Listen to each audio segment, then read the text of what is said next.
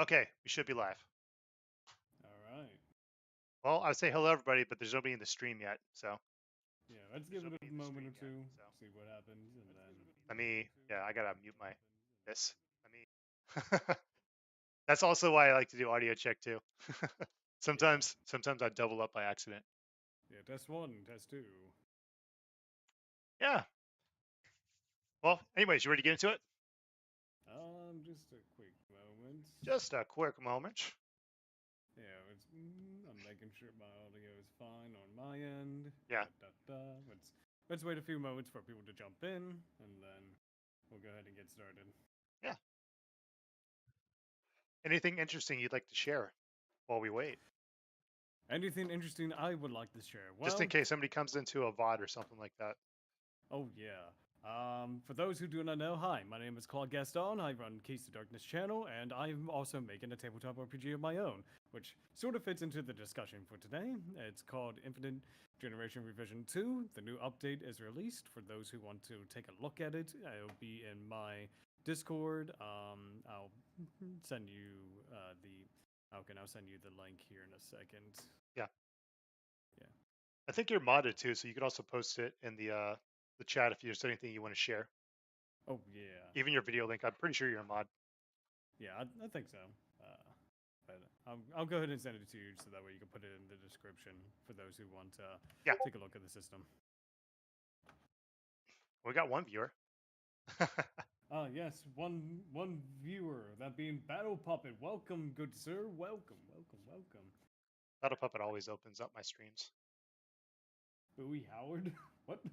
Baba Booey Howard Stern, Baba Booey Howard Stern, Oh. Baba Booey Howard Stern, Baba Booey Howard Stern, Baba Booey Howard Stern, Baba Booey Howard Stern, Baba Booey Howard Stern. That's what it says. Verbatim. Oh yeah, I'm looking at chat right now. Yes. Welcome, Battle. I have no idea who Howard Stern is. I probably forgot, but What's up, Ashley? Howard Stern is a shock jock or a shock jockey or whatever you want to call it. The person on the radio that does some very questionable things, says questionable stuff to shock you. He's so like most YouTubers then, huh? Pretty much, yeah. His big thing is that he did a bunch of crazy stuff on the radio, and yeah, people watched it because it was shocking to hear, to watch, to think about. But anyways, all right. All right, I'm gonna go grab a quick glass of water. When I get back, we're gonna definitely watch this. So. All right, we'll do. Take your time. Okay, guys. Now that Alkin is gone, I am in charge. Okay, I want all of you to hit that like button, subscribe if you haven't already, and just get ready for some hijinks. I don't know what's going to happen, but something is going to happen. I can guarantee you that. Yeah.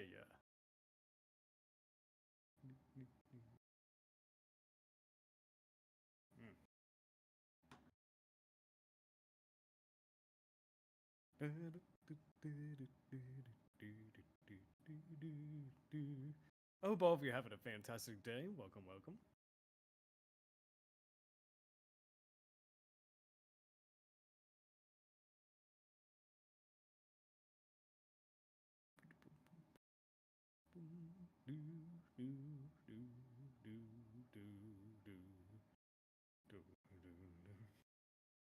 Be prepared for some hot takes, yes.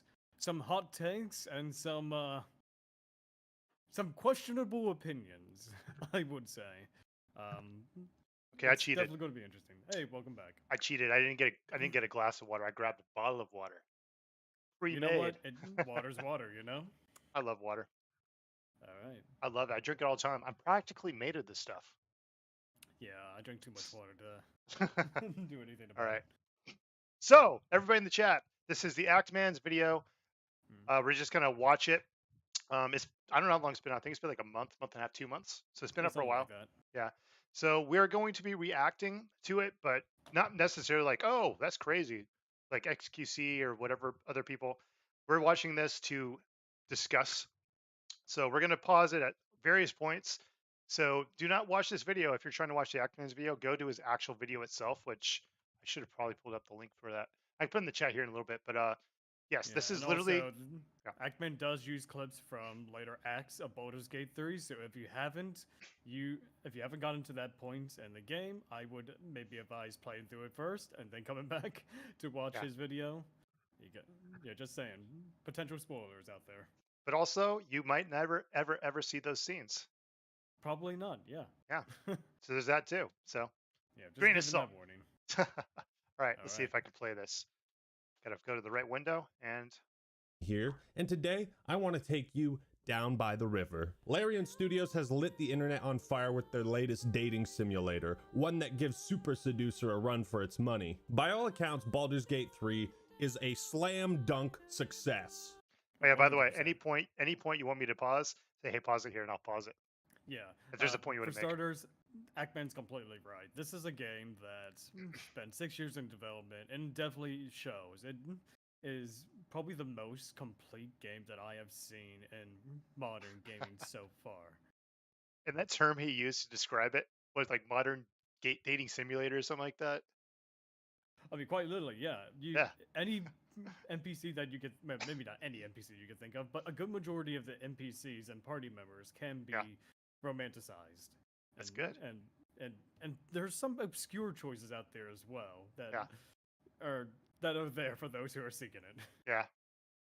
All right. And it's now the highest rated PC game on Metacritic ever. There's a lot of games on PC. It has taken one of the top 10 spots for most concurrent players on Steam. On August 6th, apparently the game accounted for 28% of total player time on Steam. Pardon my... So the fact that this single player game has hit the top Steam charts consistently, it just Yes. boggles my mind, considering Divinity 2 was a great game, but of course it Yeah. wasn't going to meet the expectation Baldur's Gate 3 has, and oh boy, it definitely paid off for them. Yeah, I remember what was like year and a half, no, probably like two and a half years ago. I remember, I guess there was like an early access that came up for Baldur's Yeah. Gate 3. I remember people playing it and loving it then. And that's just crazy to think like two and a half years ago, people got their hands on something to try out with this game. I remember hearing nothing bad about it. Yeah, I bought the early access when it came out. Yeah. Of course, it was rough, but I could Yeah. see the framework there. And there are some Yeah.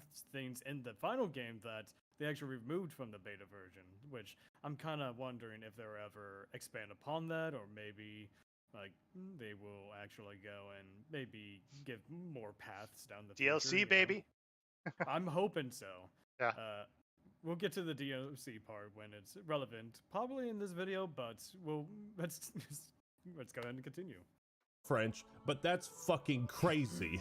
As far as I've played, Baldur's Gate 3 has been an incredible game, and it is very refreshing. Squirrel might be the single most adorable creature you can recall God, in this all scene. your stunted memory. Oh, It would be ever so twee if it were climbing a tree. twee?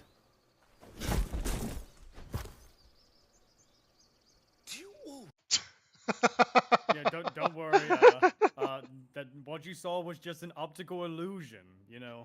We used major image. It looks real, but it's no. Lots of No, ketchup. Lots of ketchup. Yeah, lots of ketchup. Lots of and, ketchup. Halloween blood. It's all artificial. Hey, stick around to the end of the video. The squirrel's going to wave at you. Yeah, exactly. Yeah. I found that squirrel in Alkin's game. Yeah, we Oh, didn't have no. a talk to animals. So he was trying to tell me to talk to it. I guess you could do that. I don't know. Yeah, I mean, I also think that might be a Dark Urge kind of interaction, because that just seemed out of nowhere. Like, just be like, oh, what a cute little squirrel. But just Let's the fact paint you it." could do that is freaking awesome. Yeah, not many games will allow you to actually do something like Yeah. that. Which it's messed up, but you know what? I'm glad the option's there if you So- wanted to be that evil character. So I'll be honest with you, Howard Stern, that's a very Howard Stern thing to do. Yeah. You're like, oh, it's such a cute squirrel. It'd be cool if it's climbing. So you ketchup. Thank you only left me alone after coming to an understanding. Yeah. And that's another thing, too. Like, most games, they won't even bother allowing you to talk to the animals on the undead, whereas Larian, and especially in this game, you have so many people to talk to, both alive and animalistic. Awesome. Open up so... What was that? Oh, that druid that we had to kill. Oh, Howson, yeah. Yeah. But even though Howson is, he's a druid. I mean, I'm talking like actual Yeah. animals, like the squirrel that we just saw. Like, Can you stack that where you could talk to dead but also talk to animals? I haven't tried it, but I don't see why not. They're both Dude, ritual yeah. spells. I wonder if you could stack. You should try that. Yeah, I definitely would need to. That's an Uh, interesting question, I think. yeah, I'm planning on making it. Well, actually, I already have a druid that I'm working on, but yeah, I really need to try that next time I play. Yeah, I've been using your character a little bit, and at first I was like, God dang, he has no cantrip. So I was like, oh wait, he's a druid. He could turn it into bears and stuff. I was like, that's his Yeah, thing. I'm a moon druid. I Yeah, can just whack, destroy. yeah, because like, oh dude, my favorite thing to do is put the spikes up with your character. We'll get back into the discussion. Put the spikes up, and then just grab somebody and pull them in the spikes, so they have to run Oh out and kill yeah. themselves. Like, Yeah, dude, that spike is growth is game changer. definitely a great early game spell. Yeah. All right, ready? Yep. Always take on such terrifying foes. No studio is more deserving of this kind of praise than Larian, who has toiled in the mines for far too long. But we're not reviewing the game today. Instead, I want to focus on this small pocket of contrarians Okay, let's still stop and holding. read this Yeah. real quick.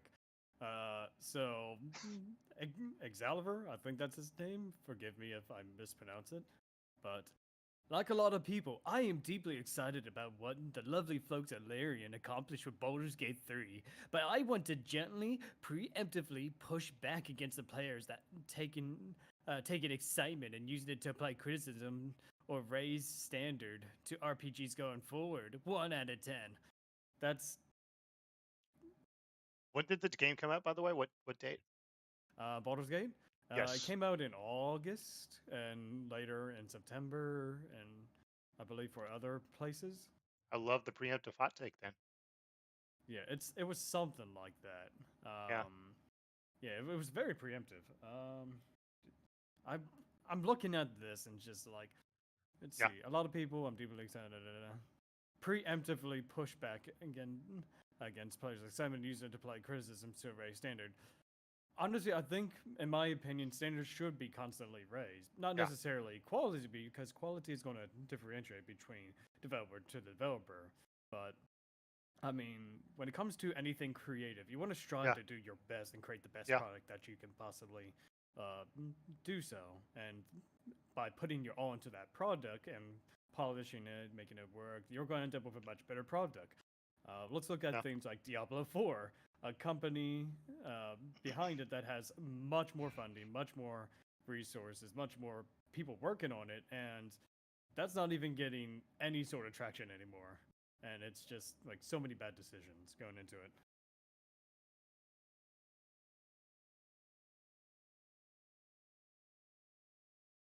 Yeah. Yeah, I think so too. Algan? Can you hear me? Yeah, I can hear you now. You just went silent. Okay. So, anyways, piggybacking on the whole, like, obviously striving to make the best game you possibly can. Yeah. There's a lot of people that also want to compare games to other games, which, yes, do that. But also, a lot of times their comparisons are really not equal, if that makes sense. Like, Yeah. comparing one game to another game, yeah, like maybe fun factor, maybe you're comparing a certain aspect of the game, like the story of the game, or maybe it has RPG elements and this one has RPG elements, you're comparing those. But like some people, it's almost like comparing Mario to Final Fantasy Yeah, with they're some two people. different genres and two different ways of Yeah. playing. And I think another example that is relevant to this is Baldur's Gate 3 and Celeste Crown of the Magister. Celeste uses what is called the Open Gaming License, which the Open Gaming License just allows like some of the 5th edition rules, the Yeah. classes, races, and you can apply it to your own game.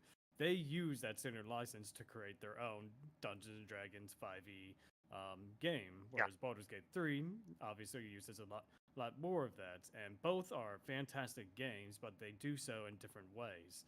And to say that, Celeste is not as good as Baldur's Gate just because of the scope is not exactly fair on them, because Celeste is also crowdfunded as well, if I recall. Yeah. I mean, that's the big thing to take into account too, is like the size of the studio or maybe how they're doing it. Yeah. A lot of people try to be very critical about things, especially before it comes out. They try to compare it to things that I won't say is unfair, but it kind of seems unfair when you look at it with a microscope. Because, like I said, it's like some people are comparing Mario to Final Fantasy kind of thing. That was just the first thing Yeah. that came to my mind. But And there's it's also just, people yeah, that are preemptively skeptical because of like how games are turning out now. yeah, Have completed, buggy, like filled to the brim with microtransactions, yeah, which is just ridiculous to begin with. So yeah, there are some people I understand being skeptical. But for something yeah, like Baldur's Gate 3, you saw the progression in yeah, essentially real time if you played the early access. They yeah. got the feedback. Yeah, the only other game that I can, okay, so when it comes to Baldur's Gate 3, like it's been very good at bringing people into, like we said this in the last time we talked, like the D&D Yeah. community, that kind of gameplay. And the only other game that comes to recent memory or memory that I have is literally Skyrim. I remember people that never played RPGs, people that only played sports games, only played action games, shooters. Whenever Skyrim came out, like it was like a game changer. Like it opened people's eyes to this new genre, role playing. And it's Yeah. just, it feels that like Skyrim did that, and now was like 12 years later, now Baldur's Gate 3 is doing that. So, Yeah, and I'm looking forward to seeing more developers take inspiration, no pun intended, yeah, from Larian and Baldur's Gate 3 and try to make a product not like Baldur's Gate yeah, 3, but try to make a quality product that takes the inspiration, I know I keep saying that, from other mediums and just make the best product they can be. yeah. That's what we all want at the end of the day. All right. Yeah, exactly. Let's go back to this. Yep. All right, you ready? Yep, go for it.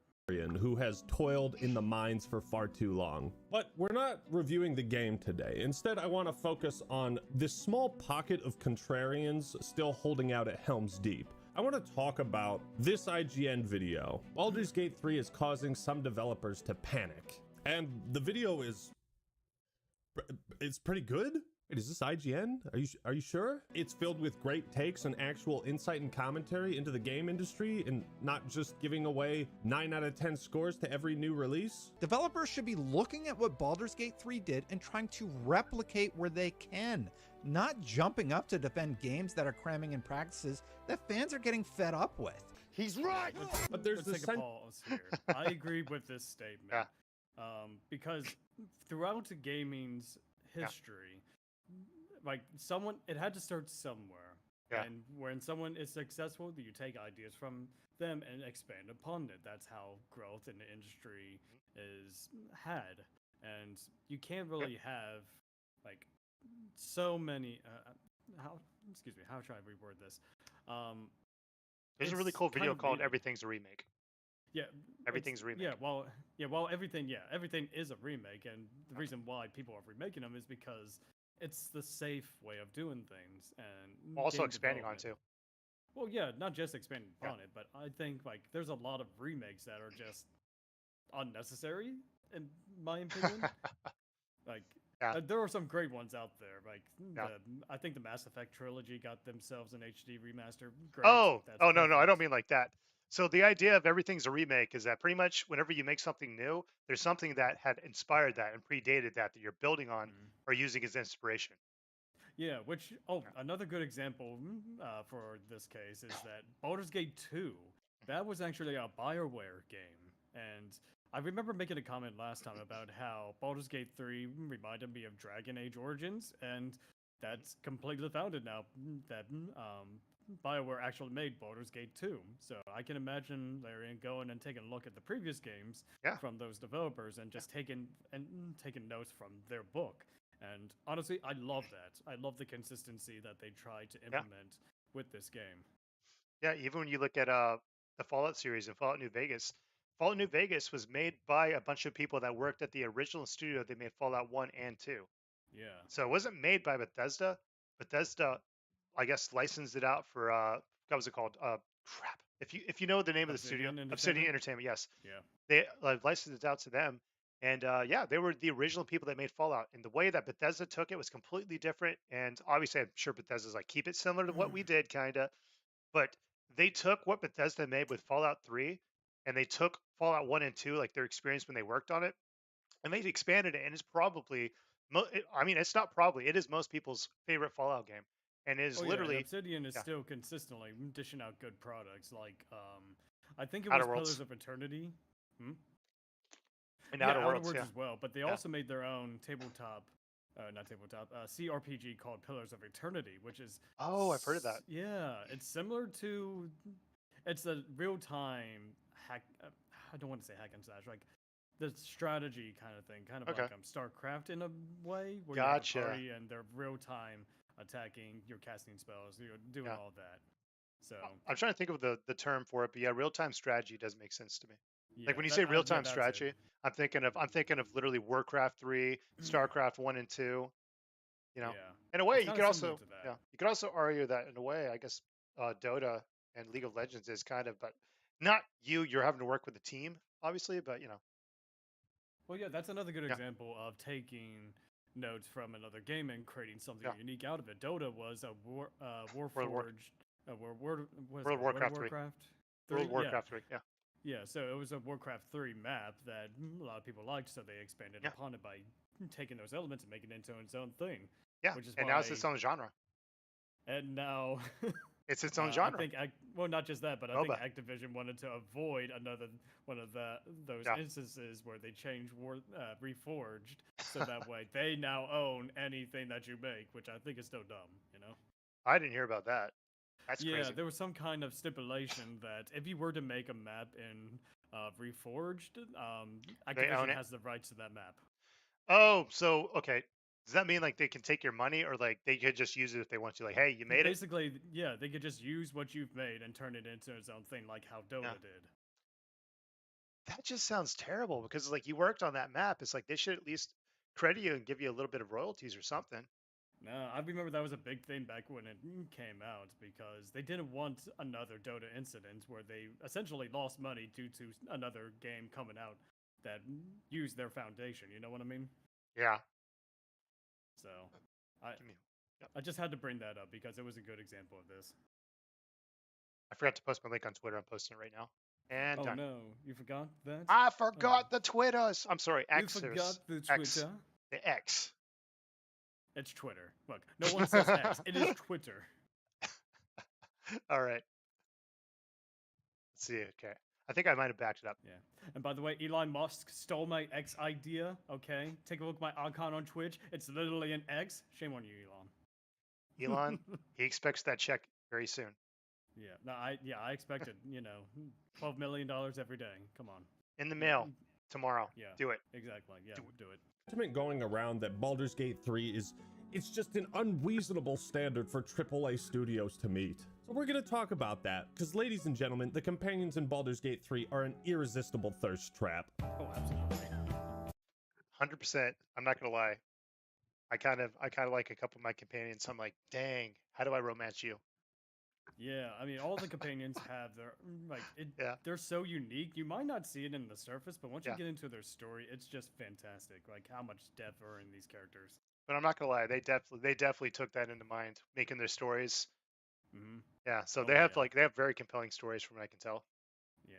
Reasonable They do. standard for AAA studios to meet. So we're gonna talk about that, because ladies and gentlemen, the companions in Baldur's Gate 3 are an irresistible thirst I love trap. Chad Hart's amazing. Just don't ask her about her past. Yeah, absolutely. Gil, Luckily for you me, can just go away. I'm not gonna lie, Gail's a pretty handsome guy. Yeah, but he's just too cleany. I don't like it. Yeah, I saw that. I tell Also- him no, but he yeah. still tries to pursue a romance with me. Why? Yeah. Also, he's got that thing in his chest, that heart. That Okay, heart. Karlach has a- We'll call it the heart. Yeah, Thing in Karlach his has chest. an iron engine as well, but Yeah. you don't see her just going all barbarian rage whenever I tell her. Yeah, when it comes to Tell her Gale, no. he tries so hard that if you don't give him the attention, he'll literally just explode emotionally. Just throw him explode in the ocean, emotionally. it'll be fine. It'll you be know? fine. Everybody will survive. Yeah. Can resist their temptations and quench my thirst with Air Up, the sponsor of today's video. Have you ever wanted to drink? They're also super crave sugar in the pin comment, and don't forget to use the Sorry, code. X-Man. also I know not- you like your ads, but I you am not gotta gonna lie skip 'em. though, that does sound very compelling to try out because it's literally you fill the ball with water and it uses your sense of smell to make the water taste. Yeah. That's pretty I mean, interesting. It's interesting. I thought I had ad blocker on this, man. Heck. Ever since the days of horse wow. armor and Oblivion, parts of the video game industry have gotten progressively greedier as time goes on. It's something that a lot of gamers are getting increasingly tired of. So naturally, as Baldur's Gate 3 was about to come out, we all wondered what the catch would be. Are there gonna be any dumb microtransactions? No. There are no in-game purchases in our game. We believe in This statement right here should tell you everything you need to know about Larian. No in-game purchases, complete the game to the fullest. I have never seen a developer actually come out in modern day and just be like, hey, this is a complete experience. Yeah. There are no microtransactions, none of that. Enjoy Yes. the game. Yeah, so it says, are there any in-game purchases? No, there are no in-game purchases in our game. We believe in providing a complete and immersive gaming experience without the need for additional purchases. Enjoy the game to its fullest without any additional cost or microtransactions. Now, I will say, expansions, I'm open to that. But the fact this statement says this game's complete, you're getting a full game, you're not getting you're getting the full story, and if they do release anything else, it'll be like an expansion, I would assume. Yeah, You know? Battle Puppet says, I'm so glad this is doing well and that I shouted it out in my video. More people need to give these kind of practices more attention. Exactly, because you don't see this very often. You see more of the, I'm sorry, we messed up. We plan to do better in the future. Please buy our product. The whole South Park BP oil thing. Have you seen that? Yeah, we're sorry. We're sorry. We're We're sorry. sorry. He's like petting like a freaking baby seal. He's like in front of like a freaking fireplace, like doing like the whole like on the ground, like with his legs behind him, just, like dangling back and forth. I don't know. Yeah, it's just like I love seeing this from game companies. Yeah, yeah, dude. I'm the same way because the thing about it is that I understand at the end of the day they're companies. They do need to make money, but when it there's comes, an ethical and unethical way of doing such. yeah, there's an ethical and unethical. I don't think it's unethical. I just think it's really shitty, to be honest. I mean, there are unethical practices like loot boxes. Yeah. Oh, dude. Yeah. 100%. Yeah. I Yeah. completely do not like those. Now, only way I like loot boxes is if you can't buy them and you play the game to get them. At that point, no money's being exchanged. You're playing the game, whatever. I mean, and sure. season passes as well. Yes. Like season passes that you cannot complete as a full player or a free player, I should say. Yeah. Oh, yeah, that too. That's a good point too. Yeah, Diablo 4. Yeah. Yeah, but when it comes to like battle passes, play the game, get stuff. That's my thing about loot boxes. They just switched it to play the game, earn stuff, or earn the chance to possibly get something. Yeah, I'm for that. But the whole like preying on people's, I guess, what's the word I'm looking for? Preying on their gambling senses or whatever. Because like some people don't have very good urge, or what's the word I'm looking for? What is that word? Self-control. Urge control. Yeah. Yeah. Yeah, I mean, I won't go into the whole story, but I remember going to a casino with my friend when I was 18, and we were there for like freaking 12 hours because he would not leave, and he drove me. Wow. Yeah, he had that gambling niche. So, yeah, like Yeah. companies that take that to their advantage, I understand where they're coming from, but it's just like ethically, that's horrible. Yeah, and that's not even the tip of the iceberg. Yeah. Let's go ahead and continue and see what. Providing a complete and immersive gaming experience without the need for additional purchases. Enjoy the game to its fullest without any additional costs or microtransactions. I don't believe it! This can't be right. Is this the prince who was promised? Well, the game's got to be fucking terrible then. What? We've gotten to a point where it feels like in the AAA gaming space, like outside of Nintendo, the idea of video games being complete at release and just a one-time purchase, that idea is almost extinct. Even games that are just supposed to be single player can be. I had this exact same glitch, this exact same one. When I replayed the game last year, I had this exact same glitch. That's funny. And I think I had a conversation about something like this with my sister's husband a couple years ago about No Man's Sky. He was saying, oh, hey, yeah, the game's good now, but it wasn't good on release. I don't want to wait 2 years to have a complete game. Like, I paid for the game, like, and full price right then and now. I expect a completed product. And a lot of games, I'm surprised that they can legally release in the state that they're in. Imagine going to a movie, but only the ending has been cut out. You have to pay an additional $10 to see the ending. There's a game that did that. You know what it's called? Dead Rising 4. I did not play that. I didn't play it, but apparently that was something. Allegedly, if I'm wrong, correct me in the chat. But Apparently, with the game Dead Rising 4, you couldn't get the actual ending unless you bought something or paid for it, basically. Yeah, and I know another game, Assure's Wrath, I did something similar.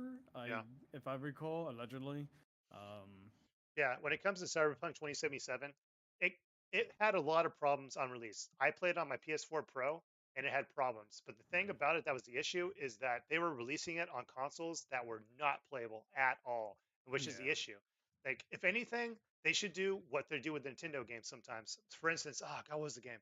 I don't know if it was me and Battle Pup or somebody else, but there's a game. Oh no, Hogwarts Legacy. So they Mhm. literally are going to be porting Hogwarts Legacy to the Switch, but they just pushed it back to I think December, and they're pushing it back because I'm assuming it's like Cyberpunk 2077 at the time. If it comes down to it, if you know it's going to work on specific hardware but not others, if you really want to release it by that point in time, fine. Make sure it's playable on their initial hardware. Yeah. But And I'm don't be afraid. surprised Yeah, Hogwarts is coming to the Switch, considering how old the technology is for that. I'm assuming it's going to be cloud based, probably. I imagine so, but Yeah. even then, cloud gaming, as of Yeah. right now, is not exactly a good way to experience a game. Yeah, At least because from my playtesting with some of the titles. oh, I guess we could talk offline. But have you played the Resident Evil 8 game and I 7 have played Resident Evil 8. on Switch? It's on Switch, by Not the way. on Switch, no. Yeah, I have want to not. try it. I almost want to. I think there's a way we could play it for free, but I want to try it out and just see how it is. But yeah, those games are on Switch and it's cloud based. Yeah, I don't know how Yeah. it is with some games, but I know like Yeah. playing. I think it was the Kingdom Hearts collection on the Switch.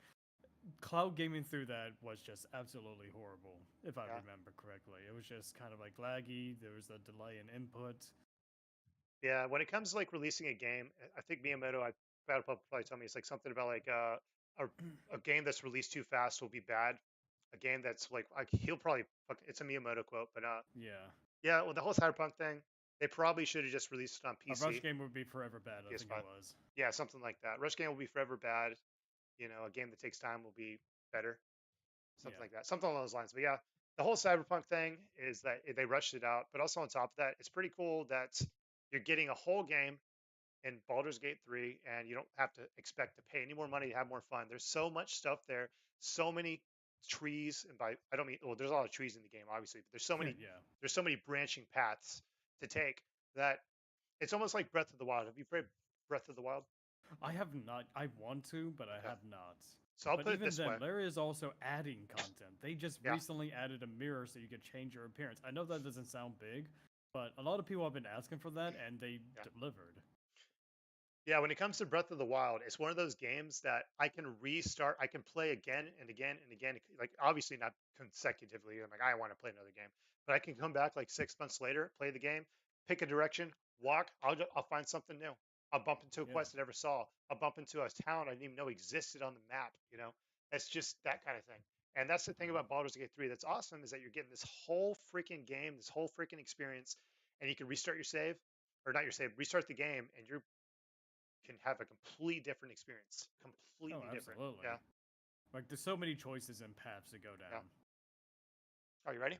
Yep, go for it. Completely broken at release. Well, with ethics like this, Larian, it's no wonder some game devs don't want it to become the new standard. Nah, just keep pounding those microtransactions. I guarantee you it's not the game devs. It's probably the people like on the boards. You know, like, hey, we need to make money now. Get out by Christmas. Yeah, and the sad reality of game development today is Yeah. like there's a lot of good people in the industry that want to make a good game, but it's mostly the people that are at these board meetings and the Stockholders, shareholders. Yeah, thank that's the you. word term I was looking for. Yeah. Yeah, that are. I don't want to say that they don't play video games, but they don't know Most of them what don't goes into play the video development. games. Yeah, well, yeah. Yeah. Allegedly, I'm going to say allegedly in this case because Al- we really don't know the allegedly. people. Yeah, All right, let's keep but going.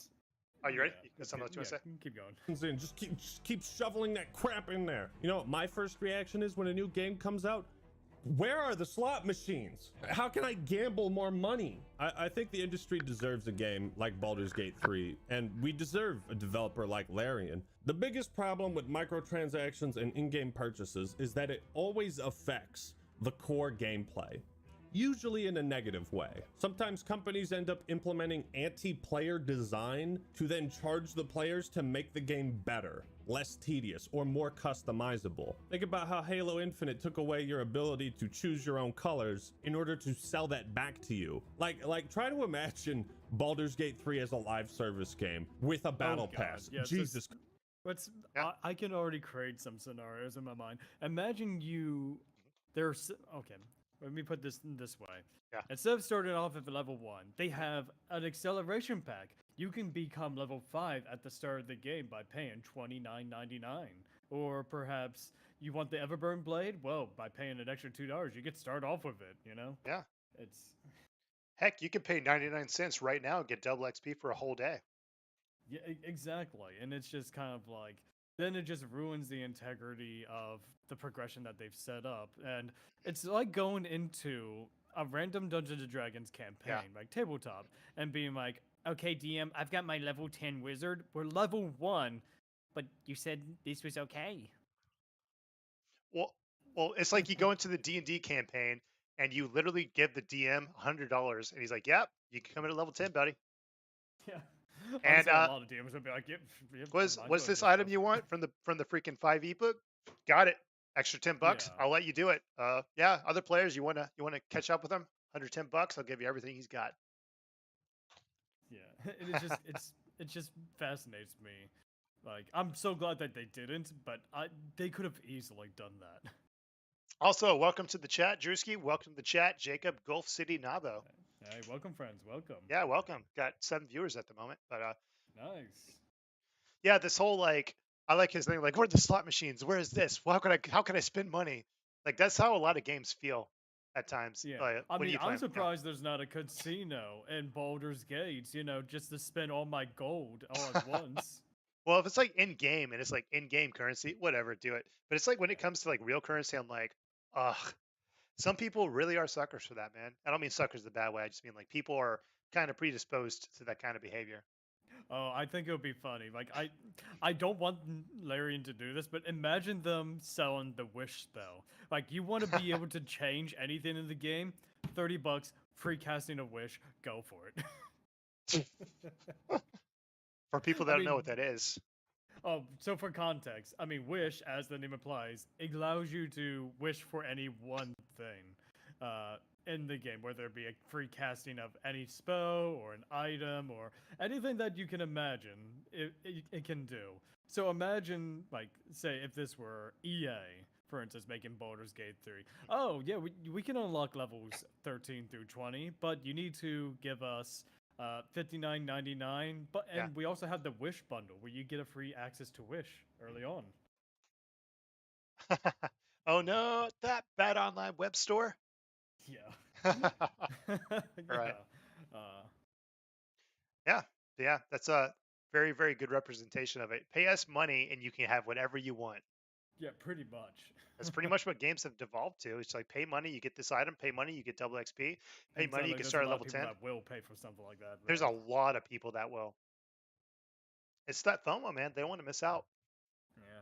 So Christ. Okay, well, now Larian has to figure out ways to provide continuous content, so they likely come up with easily copy and pasted content and quests for new seasons. You know, how do players unlock tiers in the Battle Pass? How do you incentivize them to spend more money? What do you put in the Battle Pass to make it worth completing? On and on the questions go. You see, without a live service or a Battle Pass, Larian doesn't have to mold and shape the game to fit that puzzle. All they had to do was focus on making the best video game possible, and I think they've done a bang-up job. And then the other 100%, thing with they in-game succeeded.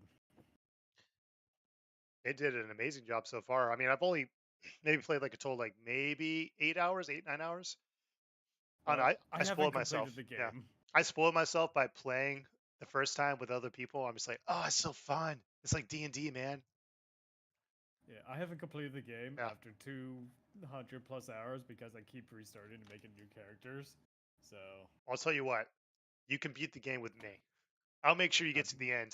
alright, if I ever have time to join up in the game again, because, oh boy. Your character's still there, so I'm just saying. Yeah, I mean, I can always jump in at any point, so. Yeah, just we'll talk about that. We'll figure out a Yeah, time. we'll figure And out something. we'll get Jade back with in control of Blueberry Muffin. Yeah, yeah.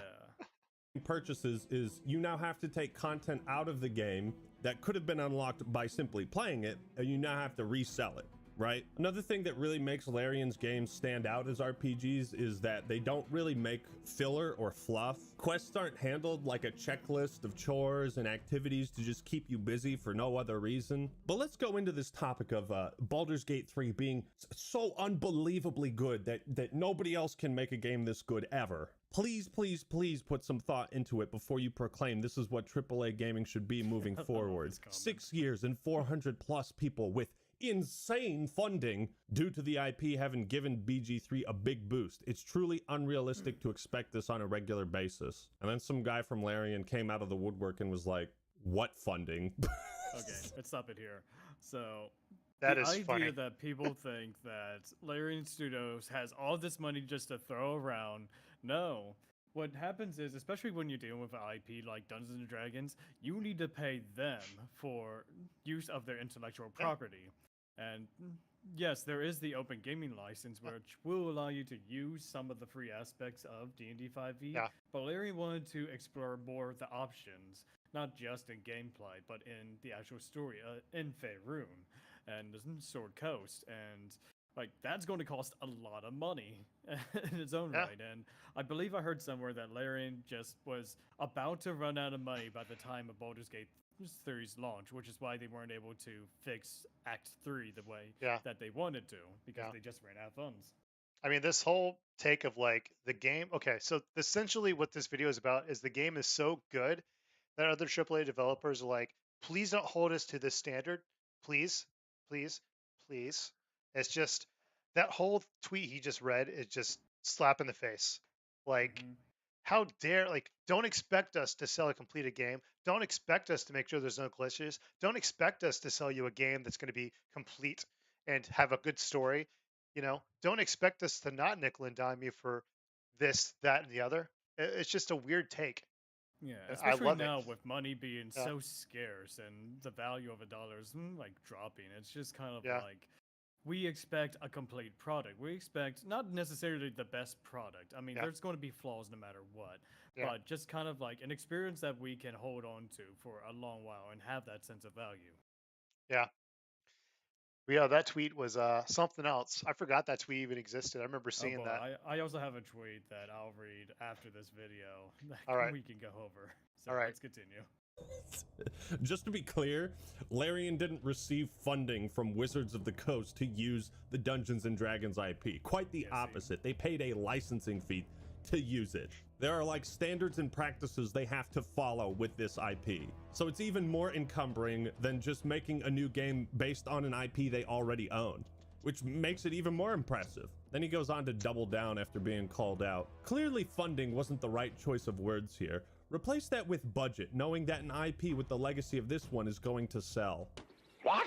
This just perplexes me. Are you talking about the Dungeons and Dragons IP? Because most people associate that with the tabletop board games. Are you talking about the Baldur's Gate IP? Because the last game I heard about Baldur's Gate was Dark Alliance 2 in 2004. Okay, let's pause it here. So yeah, Actman's completely right. The Dungeons and Dragons IP is big, but it's mostly resorted to the tabletop. And the last Yeah. quote-unquote big Dungeons and Dragons game was Dark Alliance, the quote-unquote reboot that they got. That it was absolutely dreadful. It was terrible. And I don't know if many Yeah. people even remember that even came out. I think it was like 2018 or 19, something like that. And So the big and thing this, for the big thing about Baldur's Gate for me is that I didn't play Baldur's Gate 1 and 2. I played the ones on PlayStation 2 that played mhm. kind of like sort of like Diablo, like the hack and slash ones. Yeah, Baldur's Gate 2 and 1 are kind of hard to go back to because they're using older editions, Yeah. but they're still fun games. It's kind of like taking a time capsule back to how like those RPGs were played during the time. Yeah. And I've played a lot of Dungeons and Dragons games, mostly from 3.5. Yeah, there's not a lot of good Dungeons and Dragons game. The Yeah. old PS2 Dark Alliance games, however, they were Yeah. pretty good. I still have it on my PlayStation currently. Yeah, as far as it goes, Dark Alliance was the only ones I played before Baldur's Gate 3. I think I own 1 and 2 on the Switch because I don't know, man. I got Switch hungry, Switch happy. I started buying a bunch of Switch games, and dude, I'll send you a picture after the stream. your jaw's gonna drop when you see how many freaking Switch games I own. I imagine so. Yeah, I mean, it must be. Oh my god, in triple digits. We'll just say that. yeah, that's a lot. Okay, let's keep going. I reckon most people prior to this hadn't heard of Larian Studios and had never heard of Baldur's Gate before. What's also funny about this tweet and the situation in general is that people are proclaiming this isn't what AAA gaming should be. Yet another game recently came out that also had 6 years of development, a team 22 times bigger than Larian, with funding from a company that made $7.5 billion last year. And yet nobody is saying that game is creating an unrealistic standard. Why is that? Why is that? If you have the tools, the people, the means, and the funding, then you should strive for greatness. I don't understand why people think otherwise. You know, what are they actually thinking? Don't let this become the new standard. That is another good example of a company that has been dwindling their resources into not making the best game they can be. I mean, I saw season 2 of Diablo 4's like vampire season, whatever you want to call it, and a lot of it is just reskins of enemies already in the game. And Really? Yeah, it's night and day. It's not even blatantly like. Are you telling me they took Diablo Eternal and put it into Diablo 4? I'm not saying they didn't. Well, they might have. Microtransactions, but, basically. They took enemies from the base game, it looked like, and they just made like a horror reskin of them. Like they were like actual enemies from the game. You can tell like they were reused assets.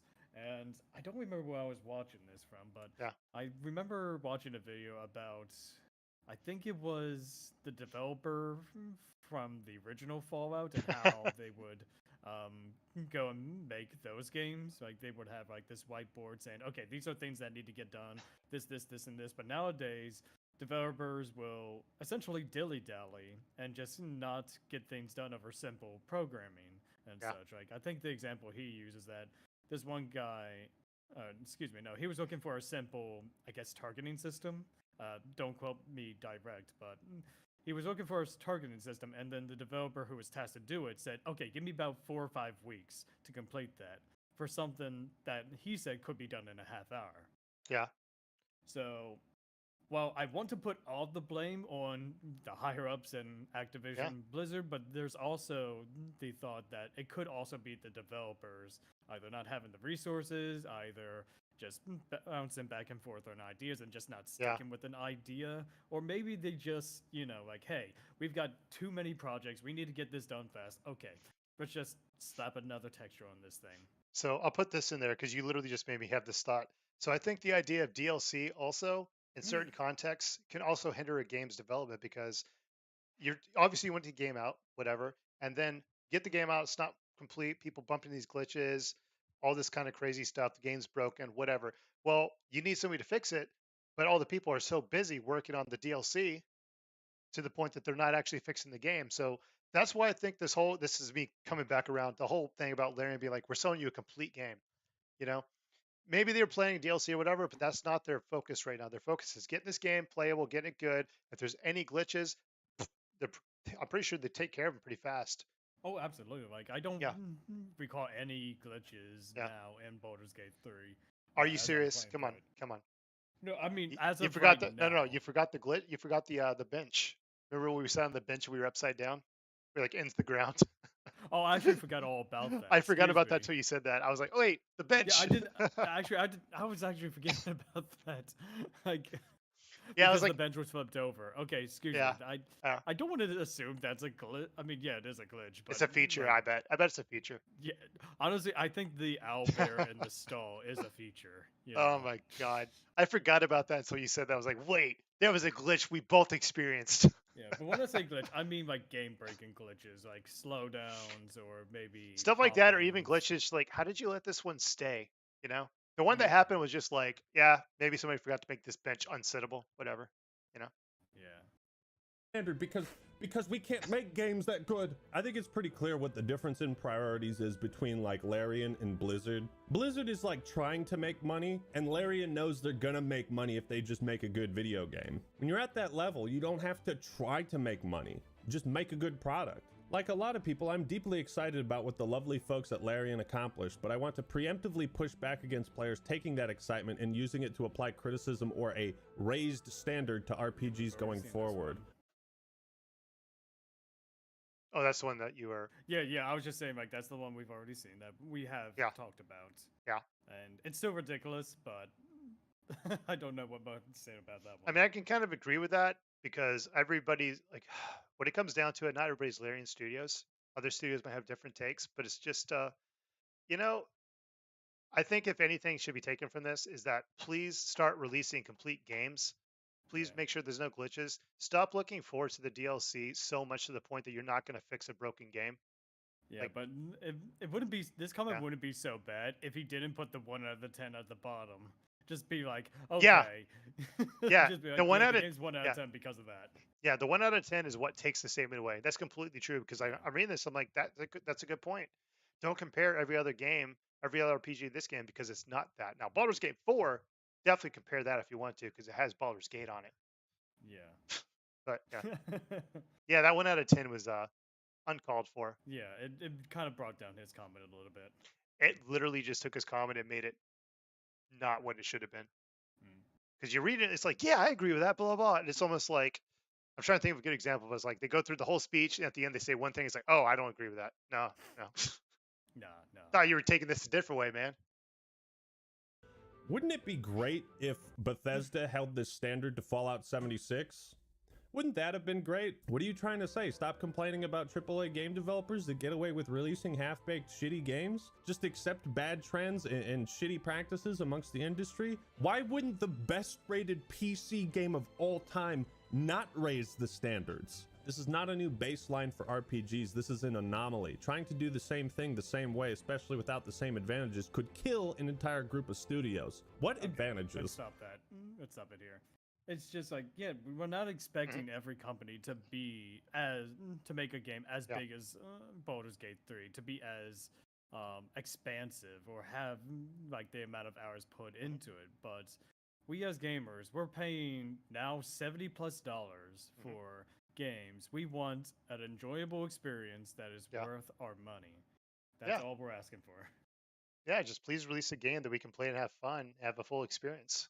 Yeah, and like I said, hey, there's probably going to be a game out there that might even surpass Baldur's Gate 3, probably made by an indie developer. We don't know. And if that happens, great. I'm all for it. Let's see if they can have that sense of quality just like Baldur's Gate 3 did, you know? Well, there is that term, in the eye of the beholder. So, yeah. What might be the honestly, greatest game for you might not be the greatest game for me. Exactly. No pun intended. Yeah. Except Bethesda did make 76. Bethesda did make 76, but it was like one of their smaller studios. I'll give you that. 76 is just Fallout 4, but they added multiplayer mechanics to it. Let's be real. Yeah, dude, literally, like whenever 76 came out, me and my friends were using the Fallout 4 glitches. Where like you put pocketed on your armor because pocket lets you carry more like weight. So like you just keep unequipping and re-equipping the pocketed armor, and it raises your base weight carrying thing. So dude, we're carrying like 700 pounds worth of crap. Even the files in 76 have mentioned a Fallout 4 in it.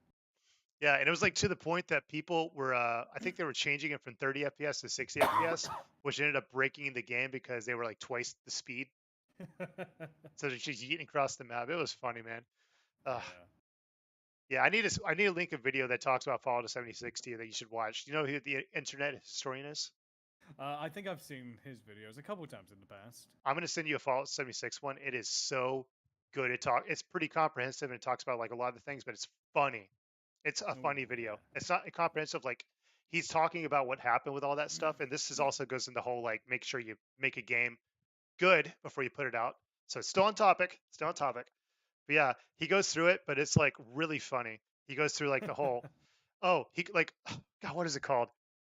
Crap, duffel bag. Because there's like a duffel bag that's supposed to come with like a special like the special edition with like the freaking comes like a power armor helmet, duffel bag to carry it, and he called it the duffel kerfuffle.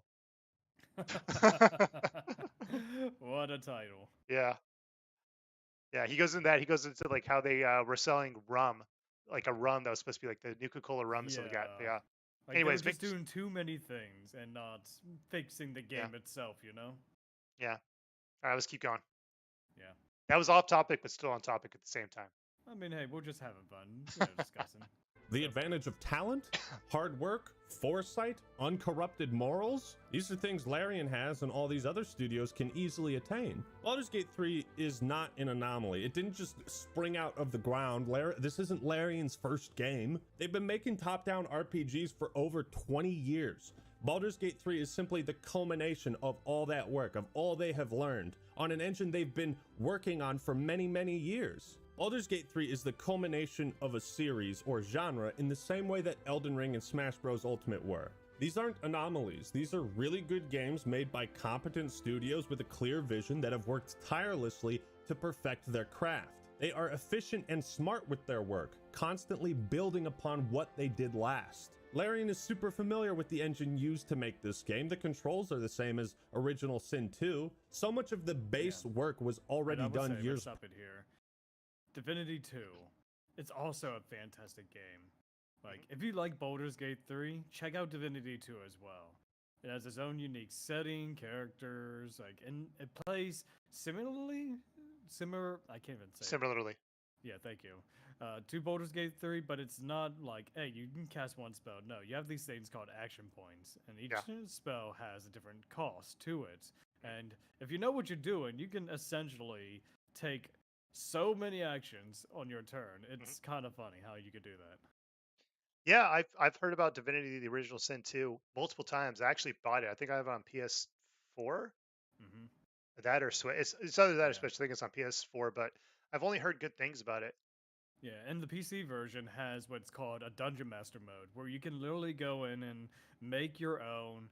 Like, it does have its own set maps, but you can go in and change certain aspects, like place, like certain NPCs here, place some enemies there, like the items that you find, and actually make a tabletop game using their system. Yeah, kind of like I don't know if you played StarCraft growing up, but like I didn't really get into StarCraft, but I remember one things I loved to do was just download people's maps and games they made because they used the engine and they used these games. Like I remember there's one I played with my friend called it was basically Normandy. So you're like quote unquote storming the beaches in Normandy, and it was just like I just remember dude, we played that thing for like it was like a 3 hour go through. It was so fun, but it was made in game in engine. And it was played. Somebody had to take all these enemies, put it there, had to put all the barriers there, had to put this, that, had to Yeah, basically I remember Starfield or StarCraft. Yeah. StarCraft map editing. That was peak gaming back then. Yeah, like just what you described to me reminds me of StarCraft and the way you could make your own maps and kind of set your own little rules within the world. And I really hope Larian does eventually, after things get ironed out, adds a Dungeon Master mode. I cannot see why they wouldn't at this point. Yeah, that or maybe add something for PC players to like make maps that maybe I don't know. Yeah, Maybe they can exactly. find a way that you can put it on a console, and Yeah, it's only in their that would be engine. awesome. Yeah, but one can dream. One can I dream. can. PC Master Race. Well, I'm more of a console player, but yeah, PC. Yeah, I'm a console player. Like whenever I have to go on PC, it's just like I have to use a keyboard. I'm like, I'd rather just use a freaking I'm the controller. opposite. I have to use a controller for most of my games. I'm using a controller to play freaking Baldur's Gate 3. Yeah. prior. Right. But unlike Divinity Original Sin 2, one of the craziest advances is that apparently all of the scenes have been mocapped. Whereas in Original Sin 2, you just had to imagine what characters were doing. Again, it's a pretty funny comparison because that's the same type of storytelling Diablo 4 is doing.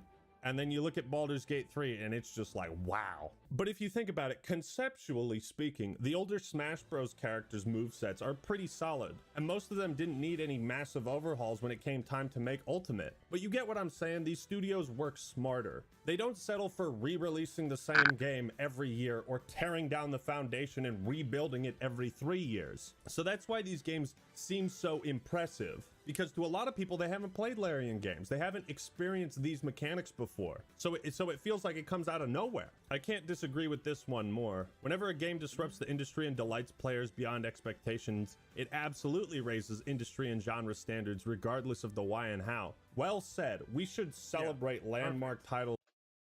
Yeah, just that was a perfect statement right there. Let me back it up so we can read it. Yeah, just a little bit. I Yeah. can't disagree with this one more. Whenever a game disrupts the industry and delights players beyond expectations, it absolutely raises industry and genre standards, regardless of why and how. Yeah, it just makes it because whenever someone is leading with a very successful game, other companies are going to look to that and be like, how can we replicate that? How can we make our own Baldur's Gate 3? And while some will just try to copy and paste what made Baldur's Gate Yeah. 3 successful, others will try to innovate and make their own product using, again, I keep saying this, inspiration from this Yeah. game. Yeah, and part of the inspiration can be as well that maybe big companies, AAA developers look at like, oh, people are bringing up some good points. We do have a lot of glitches in our game. We do have all Yeah. this kind of stuff. We are focusing on our DLC way too soon, or putting way And I too much think we effort have into been that. seeing this now Yeah, because a lot of games, especially in this year, have been coming out like fantastic. There's a yeah, couple of bad games here and there, but for the most part, there's not too many incomplete games this year, yeah. which hopefully we could just keep that up going into 2024. And I'm not against DLC. If you want to add stuff to the game, good, great. Oh, It's hey, just by make all sure the game means, runs. for Yeah, the if it runs perfectly fine, go for it.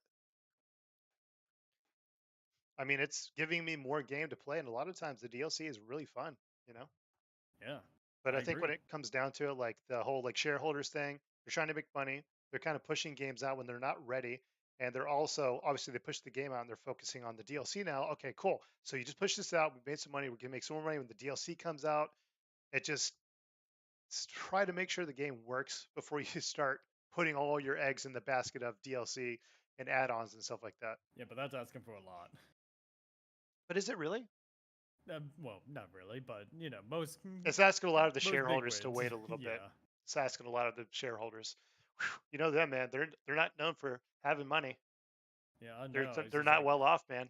yeah, a lot of these companies they don't make Yeah. a sense, like these poor billionaires, they have to wait until their next like major like million. Oh man. Dude, it's like that South Park episode where they were talking about Napster and like people downloading music and stuff like that. And like their examples were like, look, kids, look, there's Britney Spears. She has to settle for the freaking Turbojet 7000 that can only blah blah only has like this and that only has stereo audio instead of. But if you guys didn't download her songs, she could get the Turbojet 8000 that has freaking surround sound. It was just like she's still getting a jet, dude. Come on. Yeah, Oh it's my just kind of goodness. like that's how I'm feeling about Yeah. a lot of companies these days. But Yeah. it's getting better in the industry. Yeah, if there's one thing that I hope this game release does, and I know it's not going to do it, but hopefully it moves the ball a little bit in that direction, is making sure the games are complete. Well, not completely complete. Obviously, there's going to be glitches and stuff like that, but they seem to focus on the core game so much to the point that it's good. What I think happens to a lot of these AAA developers is they focus on the game enough to get it working and then put it out there, and then they're like, okay, cool. And then they go work on the DLC when there's obviously still a bunch of issues with the core game itself. Hmm. Oh So yeah, hopefully this can change that. Hopefully it can move I'm the ball sure in it that will, direction. and I think Yeah, we've already seen a hint of it. yeah. Like you were saying, there's been a lot of banger games out this year, and like there's a lot of them that have glitches, but there's a lot of them that haven't been too bad. Yeah.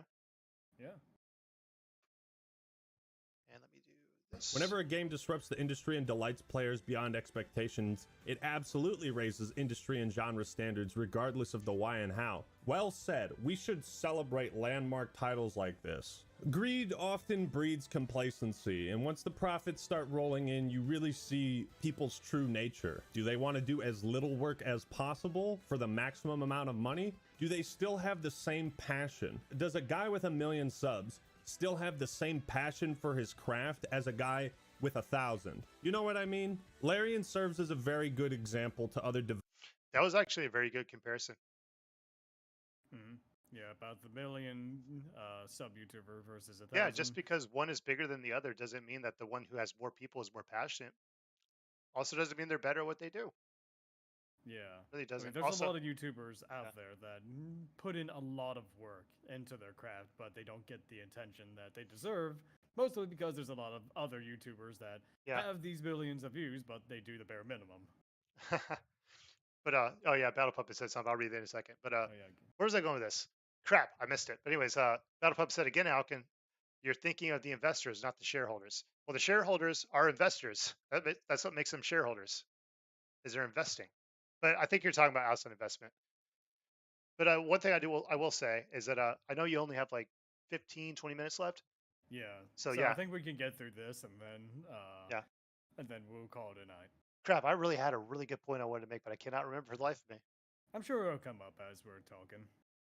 Yeah, maybe not. But if it doesn't, whatever. But yeah, if you it do is have to what it leave is. before we finish the video, completely fine. I can finish watching on I my mean, own I and can stay a react little to bit it. over, but I mostly got to prepare for my own stream at 8. Yeah, obviously. Developers, I would say. This is a great thread about why using a singular game to set expectations for everyone developing titles in a genre isn't useful and is instead foolhardy. This is one of those statements that, like, 5 years from now is gonna be looked back on as really fucking stupid. It's gonna be looked back on as those people when cars were first coming out. They were like, cars aren't gonna replace horses. That's foolhardy. People that cling to the old ways when something objectively better comes along, right? You could probably say the same thing about Mario 64 when that came out and revolutionized 3D games and platformers. I'm sure there was a bunch of people back then saying, well Mario 64 is an anomaly. You can't expect other studios to be able to accomplish this. You can't apply this standard to other. Like, that is, I'm like, it's always going to happen that way. Yeah. Like, when something breaks the mold, there's also going to be a lot of people that said, oh yeah, that can't happen again. We cannot progress any further. That it would be unfair for us to even try to beat Mario 64. This is a good example. Like, it doesn't matter what era we're in, there's going to be an evolution to something, whether it be from kind of like the car, you know, like how it started off into like now these super fast vehicles that we have today. Yeah. Or like even video games. Pawn. People thought Pawn was like, oh my goodness, you can't get better than this. And then we're at Baldur's Gate 3. Yeah. Like, they're breaking the mold. So who's to say in another 10 years we'll have say like a virtual reality world where it's in the quality of Baldur's Gate 3. Yeah, exactly. Also, I do remember I was going to say it before. It had to do with that whole 1,000 subscriber, million subscriber thing. I actually made a video talking about something similar to that before. And it's just like, don't let, and this is kind of an extreme thing, video maker thing, whatever.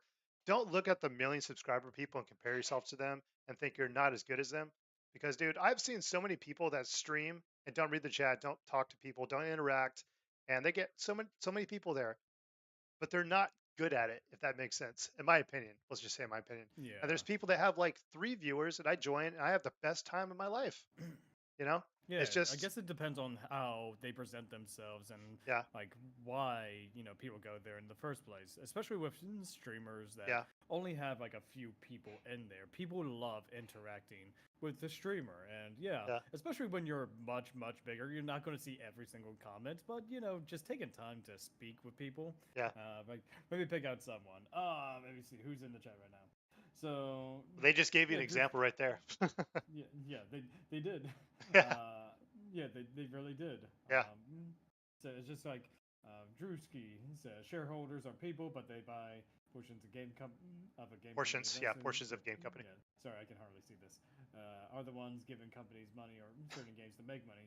Yeah, it's just kind of like shareholders need money. Yeah. But gamers also want a good game. Yeah. It's not if gamers get good game, shareholders get more money. Like good game, more sales, more money. Yes, exactly. More money. Question mark. Profit. All right. Yeah, let's keep going. Let's keep going. Platformers.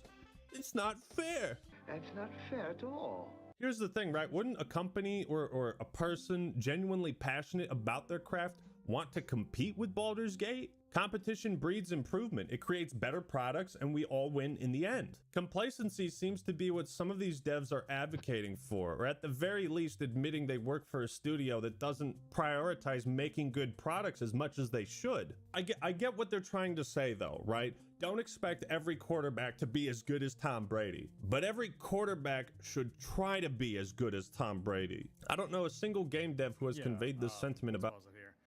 Yeah, he's good or better.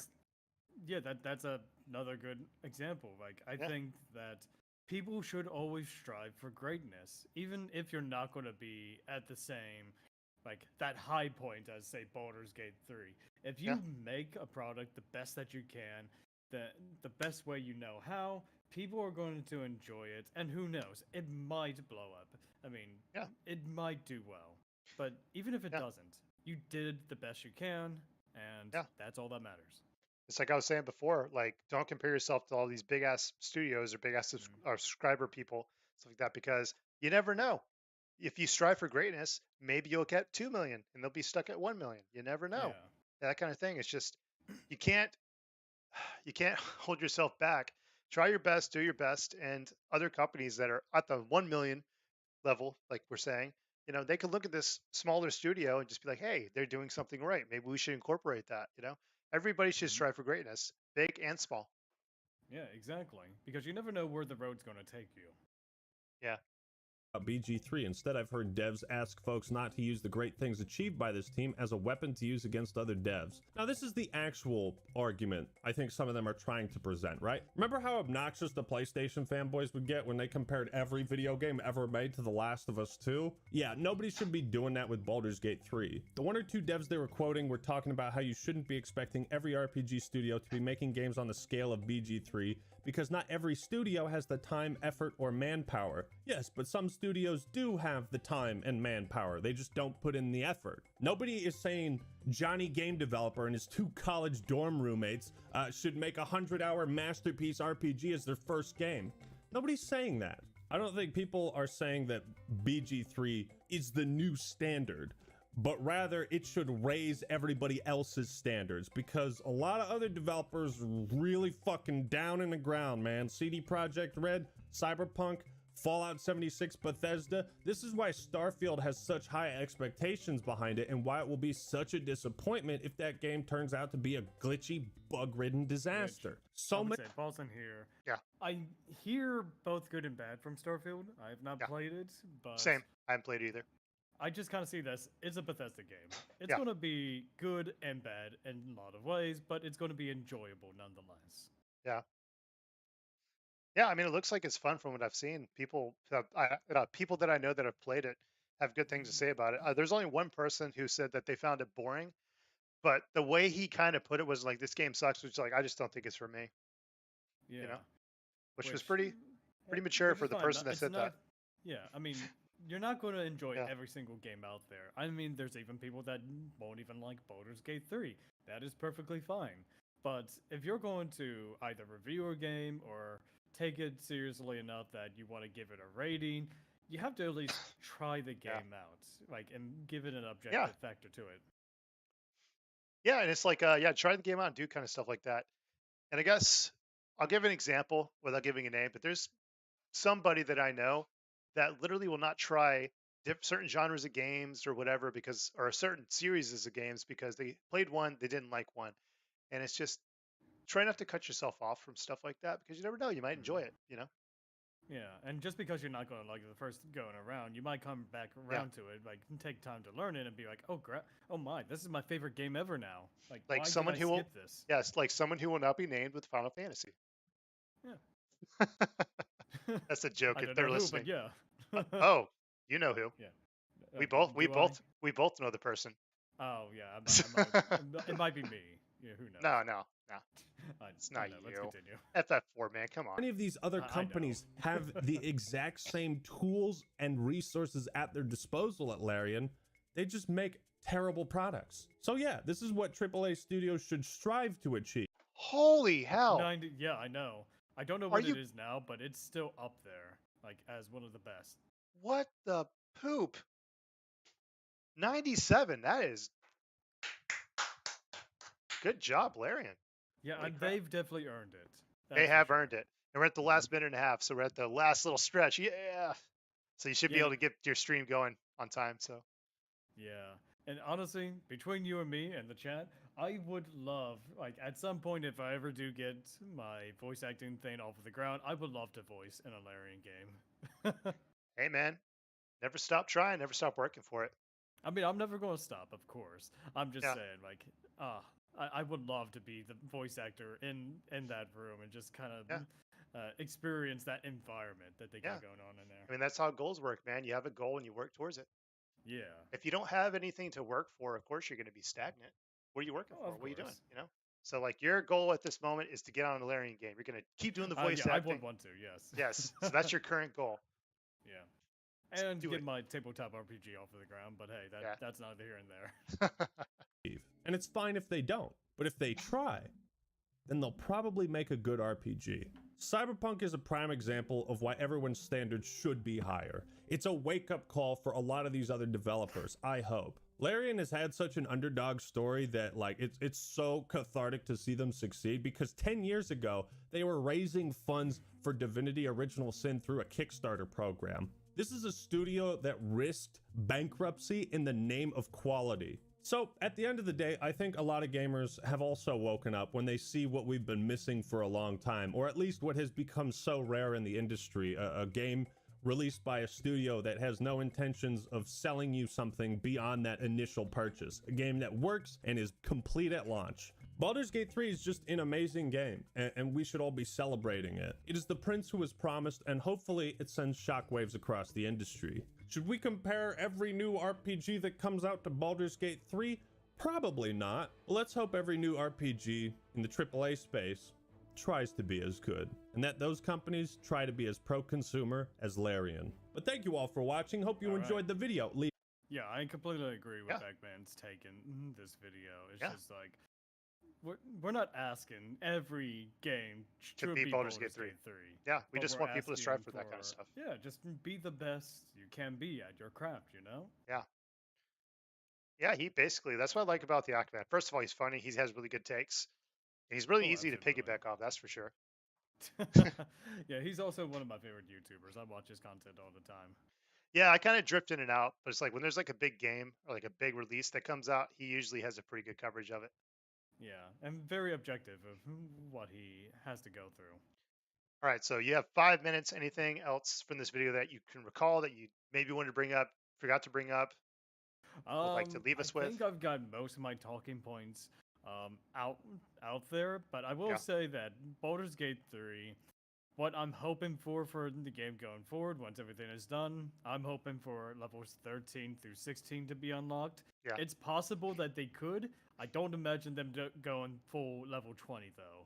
Like with spells like Wish, that there's no way you can implement the Wish spell in a game like Baldur's Gate. Yeah. Yeah, that makes sense. Yeah.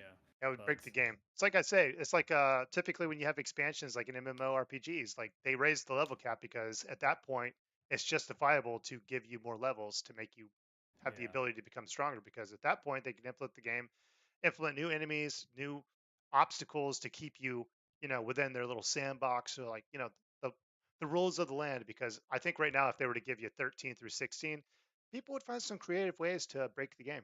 Yeah, but I would also like them to add more subclasses to some of the other, classes in particular. I personally like the Forge Domain Cleric. It's not in Baldur's Gate 3, but they're all about smithing and creating things. And with their pseudo crafting system they got here, I think they could probably implement maybe a pseudo crafting things for like basic armors and stuff. I think that would be a good role playing thing. Like you see the blacksmith there, he teaches you how to make weapons. There you go. Yeah, that's a pretty cool system to put into the game. Yeah. Any last words on your end? Nothing in particular. I might stream some Baldur's Gate 3 tonight. We will see. I might stream Evil Within tonight. We will see. Probably Baldur's Gate if my friend's down. But as Claude did say, he does actually. You need to plug your freaking abridged series, man. Come on. Oh yeah, you got to be promoting. I definitely need to. Yes, got 7 people here. So I also do an abridged series called .hack GU Abridged. For those who do not know, which is probably going to be most of you, .hack is a series where it kind of takes place within an MMO called The World, and how should I explain? Think Sword Art Online, but better. And my series is essentially doing a bridge series of .hack GU in particular. We're only up to episode 5 right now. I'm in the process of working on episode 6. I'm just waiting on one voice actor. I'm working with her to make sure that we got her lines down. But hopefully middle of this month. I know I keep saying that every time I join a stream and talk about it, but hopefully episode 6 will be out here very soon. I'm looking forward to that. If you like comedies with a little bit of drama, then you're going to enjoy .hack GUA. Well, your release dates are very commendable, because unlike some game companies, if it is not ready to be put out, you will push it back and make it Oh good. yeah. And I So will say, like, my first few episodes, yeah, it felt a little rushed because it was mostly just me working on it. In fact, yeah, I do all the scripting, the editing. The only thing I don't do is the voices. Like, I do have some voices in my yeah, projects, but obviously I'm going to need more voices. And for episode 6 in particular, we've got about 8 to 10 different voices doing multiple characters this time around. So that's why it hasn't been released here as of late. well, that's pretty awesome, man. Well, definitely go check out Key to Darkness. I don't know if you Yeah. dropped your link to your channel in the chat yet or not. Oh, no, I have Yeah. not. Excuse me. Give me Yeah. one tick. I shall do so. I need to go into my thing and just copy and paste the thing. Whereas, I'll go ahead and post the GUA Yeah. playlist to be like, here it is. It's here. It's right here. Look at me, Claude, making sure you're putting all that stuff, marketing yourself out there. You know, I do try to market myself, but at the same time, when I'm on someone else's stream, I try to keep it like for them. I usually don't like taking away the focus, you know. But there we go. Here's my link to my GUA series. I don't know if it's.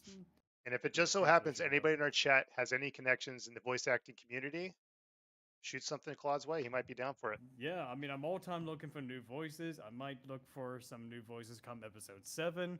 So just wait and see for that. I'll post it in Alkin's promo section when I actually do have that up in casting call. Alrighty. Well, thank you to everybody who was in the stream. This is shorter than usual. He has to kind of get his stream going, but also if you do want to link your Twitch real quick so people and tell them the time you're going to be starting, that way they can come watch it Yes. and tell them what you're going to be playing if you know yet. Yes. Later today, I'm going to be. When I say later today, I mean about a half hour. I will be playing the Resident Evil Dark. Deadly Silence? Deadly Silence. Yes, for the Nintendo DS. So Dude, I'm going to be talking to your chat so much. Yeah, I'm excited for that. Give me 1 second while I try to find the link to that. Yeah, you can. It's kind of funny because a lot of times I'm like on your streams and your chat, I'm like, man, I feel like I'm talking too much, but I'm just having fun. I'm just vibing. And you know that I'm kind of feel the same way sometimes because I don't like taking the attention, you know, away from your stream just to promote myself. So I am kind of modest of that kind of thing. So, but I will put my Twitch here for those who like, yes, the Nintendo DS version. That's the only version of Resident Evil 1 I actually beat.